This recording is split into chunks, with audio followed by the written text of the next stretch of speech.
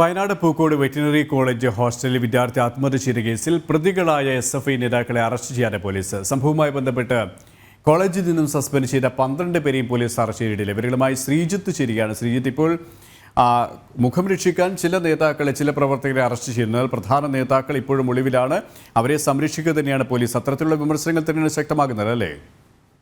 തീർച്ചയായും KP, അത്തരത്തിലുള്ള വിമർശനങ്ങൾ തന്നെയായിരുന്നു വരുന്നത്. കാരണം വയനാട് പൂക്കോട് വെറ്റിനറി കോളേജിൽ സിദ്ധാർത്ഥന്റെ മരണം സംഭവിച്ചിട്ട് ഇന്ന് 11 ദിവസം കഴിയുകയാണ്. ഈ മരണത്തിന് കാരണക്കാരായ SFI നേതാക്കളെ നിലവിൽ പോലീസിന് പിടികൂടാൻ കഴിഞ്ഞിട്ടില്ല. ഇന്നലെ പിടികൂടിയത് 6 നേതാക്കൾ ആ കോളേജിൽ ഉണ്ടായിരുന്ന സമയത്തായിരുന്നു ഇവർ പോയി പോലീസ് പിടികൂടുന്നത്. കാരണം ഇതുമായി ബന്ധപ്പെട്ട് ആദ്യം സസ്പെൻഡ് ചെയ്ത 12 നേതാക്കളുണ്ട്. ഈ മരണത്തിൽ, ഈ ദുരൂഹ മരണവുമായി ബന്ധപ്പെട്ട് സിദ്ധാർത്ഥനെ പരസ്യ വിചാരണ ചെയ്ത ആദ്യമുള്ള 12 SFI നേതാക്കളെയായിരുന്നു അന്ന് സസ്പെൻഡ് ചെയ്തത്. ഈ നേതാക്കളിലേക്ക് എത്തുവാൻ എന്തായാലും പോലീസിന് കഴിഞ്ഞിട്ടില്ല. ഈ 11 ദിവസം കഴിഞ്ഞിട്ടും ഇതിൽ ഒരാളെ പോലും അറസ്റ്റ് ചെയ്യാൻ നിലവിൽ പോലീസിന് കഴിഞ്ഞിട്ടില്ല. അതിനാൽ തന്നെയാണ് വലിയ വിമർശനങ്ങളും ഉയർന്നു വരുന്നുണ്ട്. കാരണം ഈ മരണം നടക്കുന്നത് 18-ാം തീയതിയായിരുന്നു. തുടർന്ന് ഇതുമായി ബന്ധപ്പെട്ട് അതിനുശേഷം 6 ദിവസം ഈ 12 വിദ്യാർത്ഥികളും ഈ കോളേജിൽ തന്നെ ഉണ്ടായിരുന്നു. തുടർന്ന് മാധ്യമ വാർത്തകൾ വന്നതിന് ശേഷമായിരുന്നു 24-ാം തീയതിയോടെ ഈ വിദ്യാർത്ഥികളെ സസ്പെൻഡ് ചെയ്തത്. അതിനുശേഷമായിരുന്നു ഈ വിദ്യാർത്ഥികൾ